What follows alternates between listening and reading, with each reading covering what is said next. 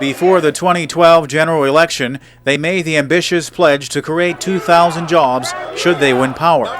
Whether you want 5 more years of this government's path of rising unemployment, gun violence, and soaring debt, or whether you believe it is time for change with new leadership, new ideas and visions. Presumption of your question. And even after they won power, in the face of continued job losses under their watch, the One Bermuda Alliance held firm those 2,000 jobs would be realized. We don't think we've bitten off more than we can chew. We do not believe that.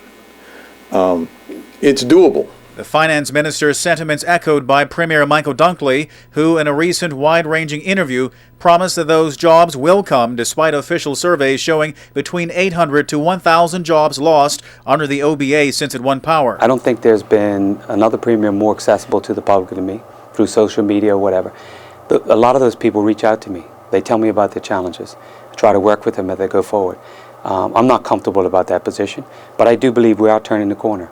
I believe that information is outdated from last year. We've just finished a household survey, which will be released, I would imagine, shortly after Cup Match, and it shows that progress is being made. And so, yes, am I comfortable with the position that we find ourselves in, or the slow rate of progress for some people? No, not at all. But I still work hard to change and to make the difference. The Premier places his confidence in new major construction projects set to get underway that will employ Bermudians. You know, all these projects we talk about, from the South Basin to the airport, which the opposition is trying to do everything not to put the first shovel in the ground, to hotel development, they will create jobs, and Bermudian jobs at that. And so, you know, if people are really serious, if the opposition really serious about making progress, they need to jump on board and stop the catcalls about, well, this won't work, you know, this is wrong, this is wrong. Particularly puzzling to Mr. Dunkley is the supposed 180-degree turn taken on the airport redevelopment by the opposition Progressive Labour Party. The opposition spent millions of dollars on plans to develop the new airport. They were all for it, and all of a sudden, because we come up with a way of building the airport without putting more debt on our budget, they think it's the worst thing to happen. What about the millions they spent?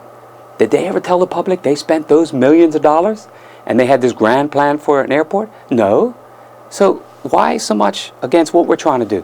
They think it's going to be taken out of Bermudian hands? Nonsense.